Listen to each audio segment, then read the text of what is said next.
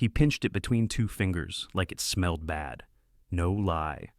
This man, Garrett Vaughn, CEO of Vanguard Systems, held the business proposal I'd spent 6 brutal months on like it was something he found under his shoe. Then he looked right at me, smirked, and tore it in half. Not metaphorically, not in some quiet, dismissive way. He ripped it in front of the entire boardroom, 30, maybe 35 execs, VPs, analysts, and just dropped it on the table like trash. 2.8 million, he said, loud enough to echo. This what you think it's worth? This is pathetic. You're not ready for the big leagues. That's when the room went dead silent. My name's Brandon Reeves. I'm 41 years old. I live in Raleigh, North Carolina, and in that moment, I felt like a dog getting kicked in front of the whole damn neighborhood. Quick note, before we go any further, tell me, which city or country are you watching from? I should have seen it coming. Garrett had a reputation. People said he was cutthroat, impossible to please. But this wasn't just rejection. This was a calculated takedown. I'd done the work. Market projections, investor breakdowns, early adoption metrics, verified partnerships. The tech was clean. The impact was real. But none of that mattered to him. He didn't even read the full brief. I know because he flipped through it like a catalog 5 minutes before the meeting. No questions, no real feedback.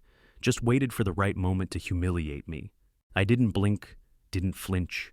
My ears were ringing, my face was burning, but I didn't show it. I pushed back my chair, stood up, and looked Garrett right in the eye. "You're right," I said, steady as I could. "I'm clearly not ready for your league." Then I turned around and walked out. Not slowly, not angrily, just with purpose. I could hear whispers ripple across the room as I left. But I didn't care. Let 'em whisper. Let 'em stare. I wasn't the one who needed to be ashamed. They'd remember that moment. So would he. I didn't even realize I was gripping the steering wheel that tight until my knuckles went white.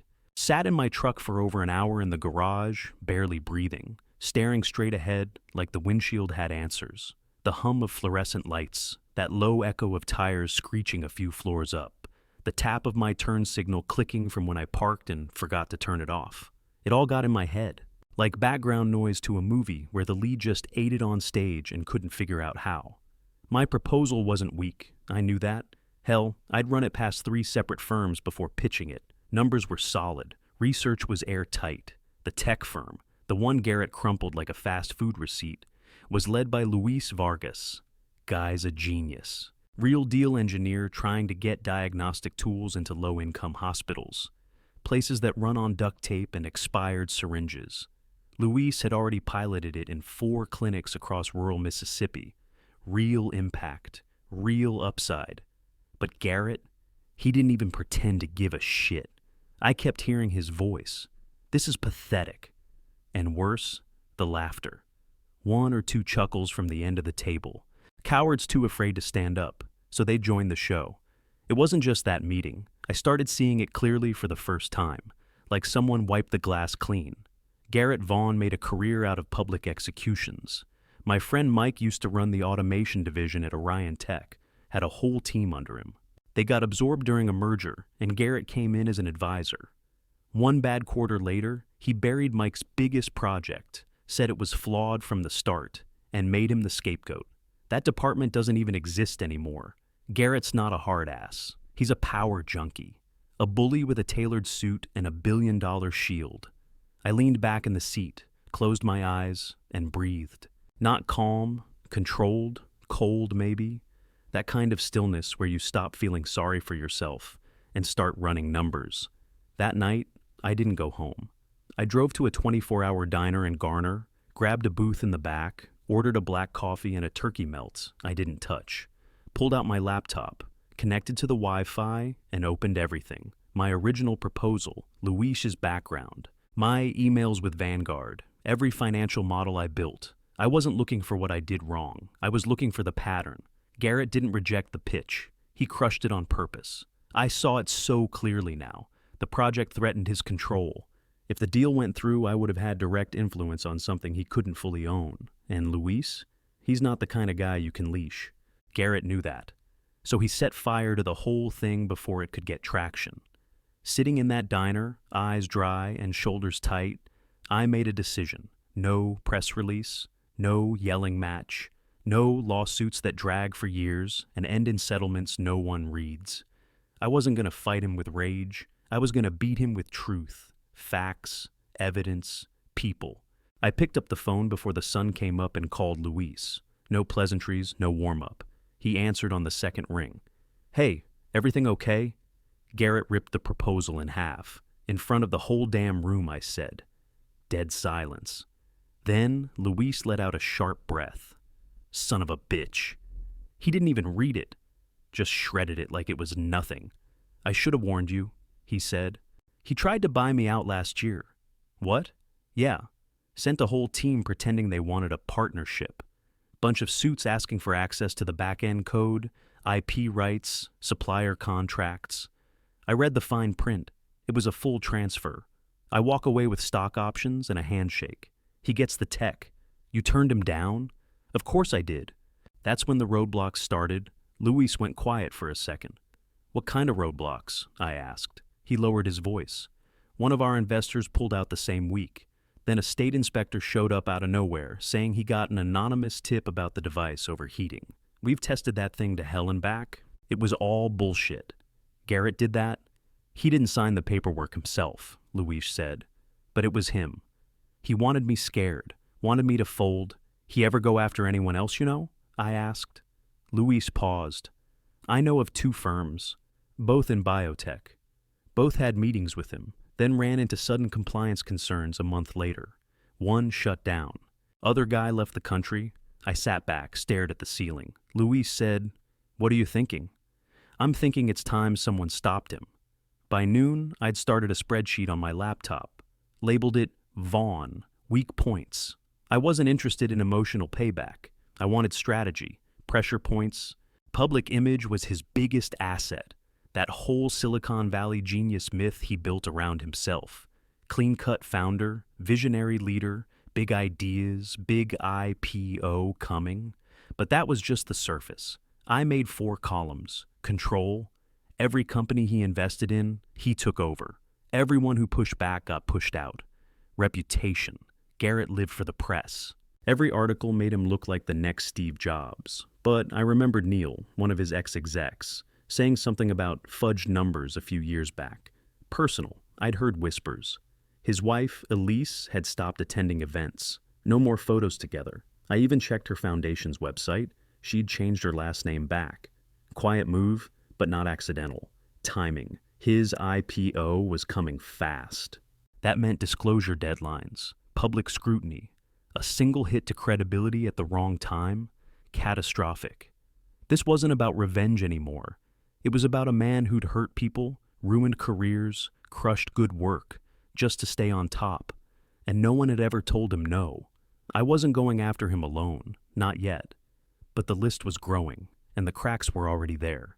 I started making calls that same afternoon. Not wide blasts. Surgical. People I trusted, people Garrett had stepped on. First was Neil. He picked up after the second ring. "You finally done playing nice?" he asked. "You still got those files?" He didn't hesitate. "Meet me tomorrow. Bring a flash drive." Neil was the guy who flagged shady accounting during Vanguard's last acquisition. Numbers didn't add up. He raised it, got restructured the next week. NDA or not, I knew he'd held on to something. Next was Lisa Moreno, business journalist out of Charlotte. She once wrote a brutal expose on Garrett's aggressive takeover tactics, but the article vanished less than 48 hours after it went live. Her editor folded under legal pressure. "Why now?" she asked after I told her what I was doing. "Because nobody's ever held him accountable." Lisa didn't even pause. "I've still got the draft." And all my source notes' third call was Devin Ellis, a former Vanguard programmer I met years back at a tech summit in Atlanta. Quiet guy, smart as hell. "Let me guess," he said. "This is about Garrett." "What did he do to you?" "He stole my algorithm," Devin said. "Called it inspired by internal research. Then he fired me a month later for being unstable. I didn't even see it coming." "You kept proof?" "Screenshots, backups, the whole repository. I was building a solid case, facts, witnesses, documents, but I needed more. I needed something from inside, something personal and risky. So I reached out to Elise. On paper, it was about a potential donation to her foundation. That was the cover. We met in a glass-walled cafe downtown, midday, public. She wore sunglasses and kept glancing toward the door, like someone might follow her. After small talk, I leaned in. I didn't come here to talk about a donation. She didn't blink. I came because I want to bring your husband down. And I think you want that too. She pulled off her sunglasses slowly. You have no idea what he's really like. Then she rolled up her sleeve, finger-shaped bruises, faded but unmistakable. He's careful, she said. He knows where not to leave marks. I didn't say a word. I didn't need to. I can't testify, Elise continued. Not yet. Too much on the line. But I can give you something better. She slid a thumb drive across the table. What is this? Recordings, emails, memos. I started saving everything 2 years ago. Elise, this could... I want him finished, she cut in. You're not the first person he's broken.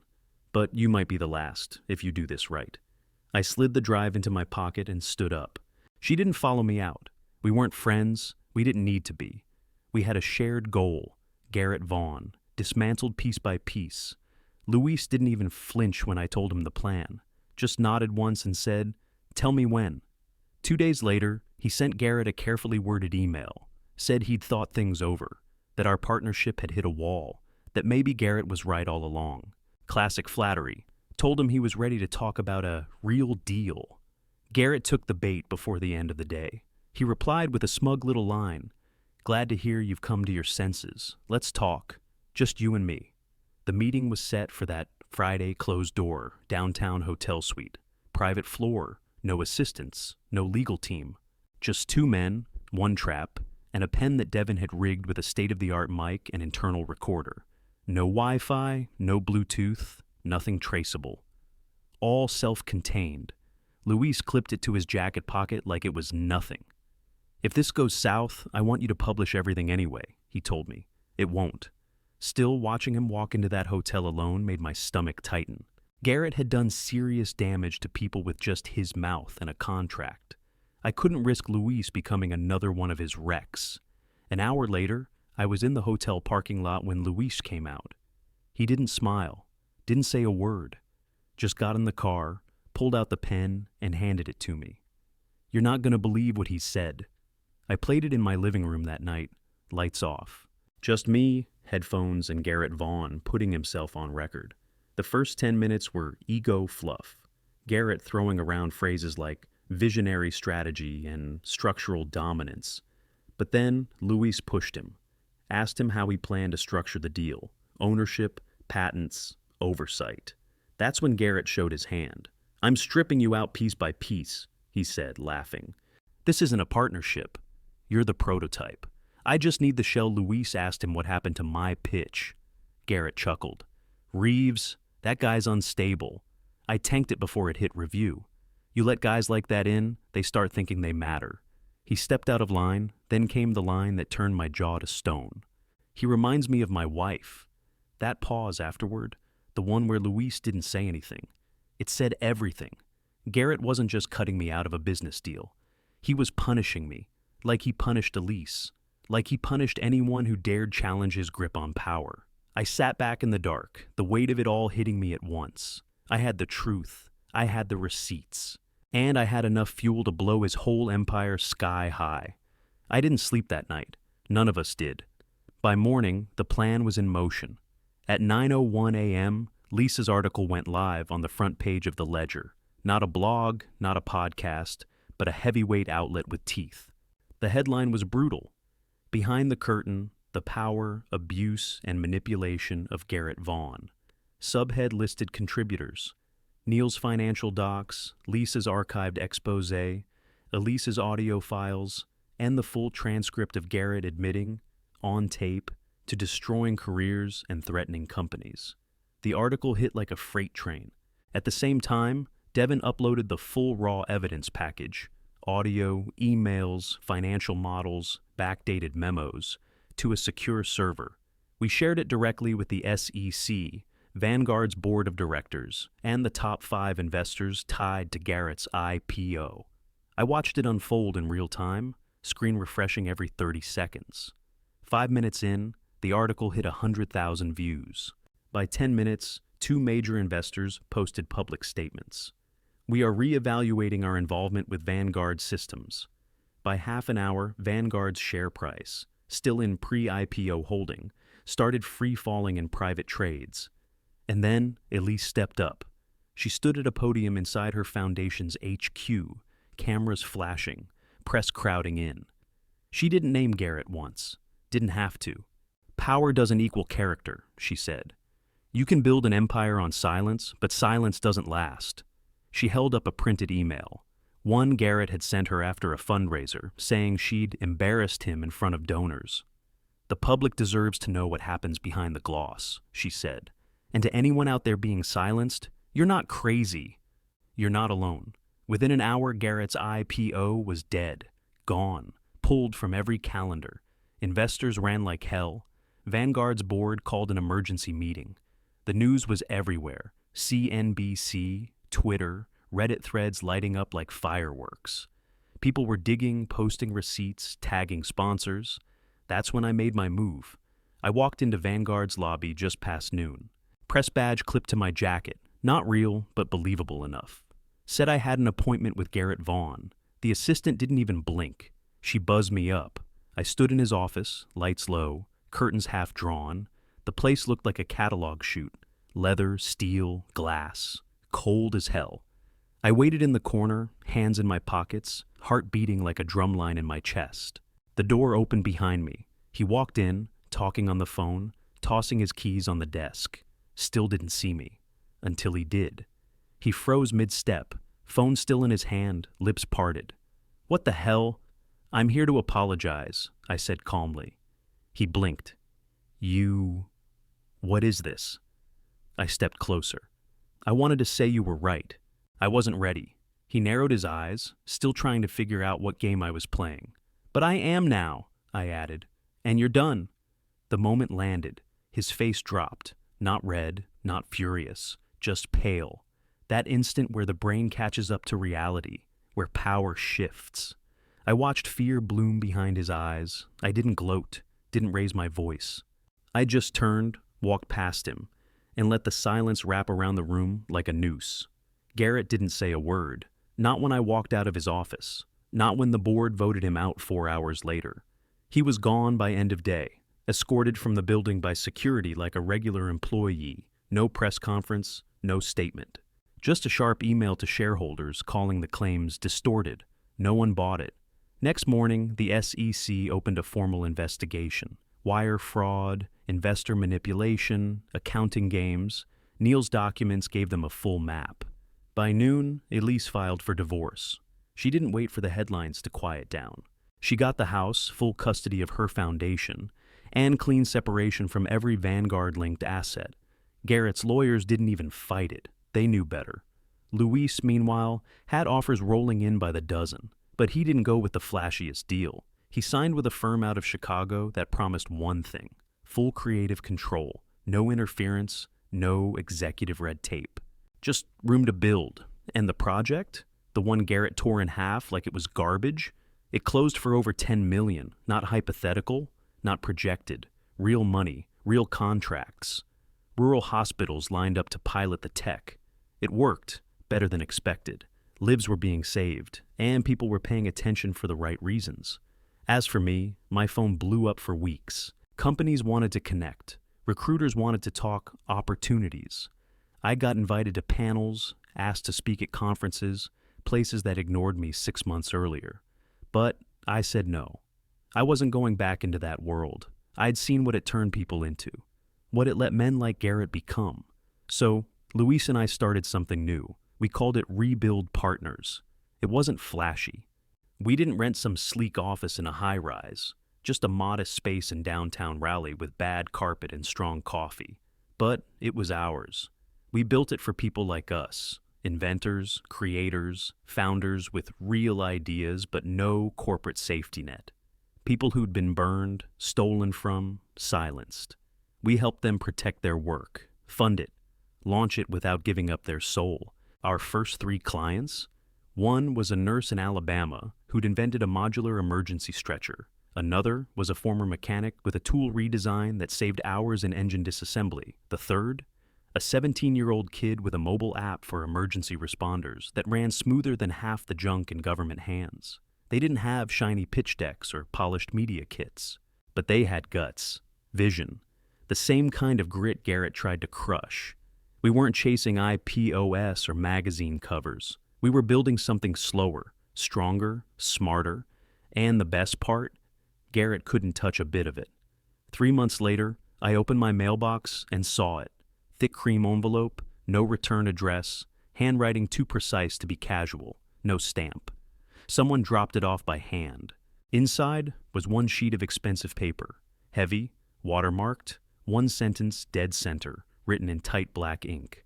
I underestimated you. No name, no apology, no defense, just those 4 words. I sat on my porch for a minute, letter in one hand, coffee in the other, and let the weight of it land. Not heavy, final. I didn't respond, didn't need to. He knew I'd won. 6 months after everything blew up, Elise walked into our office and asked for a desk. She didn't want a title, said she wasn't looking to be anyone's boss. She brought her foundations network, social workers, trauma counselors, pro bono attorneys, and started building something stronger than any brand. We weren't just backing inventors anymore. We were backing survivors. People who'd been locked out, crushed, discarded. Elise worked with the quiet ones, the women who showed up with bruises hidden under sleeves, or founders who'd had everything stolen and still blamed themselves. She didn't flinch. She didn't sugarcoat. Neither did we. By the 1-year mark, Rebuild Partners wasn't just running. It was changing lives, not with press releases, but real outcomes. We won cases, protected patents, funded projects no one else would touch. Garrett, last I heard, he was holed up in a 2-bedroom condo outside Tucson, gray stucco, rental furniture, consulting for second-rate firms with no standards and no future. His name was toxic now. Couldn't get within 50 feet of a legit boardroom without someone pulling receipts. No one printed retractions. No one came to save him. His reputation, the only thing he ever cared about, was gone. Sometimes I still think about that day in the boardroom, him tearing my work in half. The look in his eye when he thought he broke me, and how close I came to giving him exactly what he wanted. But I didn't. I gave him what he feared most, someone he couldn't control. So, if you're out there, sitting in your car after a meeting gone wrong, or wondering if you're crazy for standing up when everyone else shuts up, hear this. You're not weak. You're not alone. And you damn sure aren't finished. With the right people beside you and the truth on your side, you don't just survive. You burn the whole rotten thing down. Clean, permanent, real. That's what we did. And we're just getting started.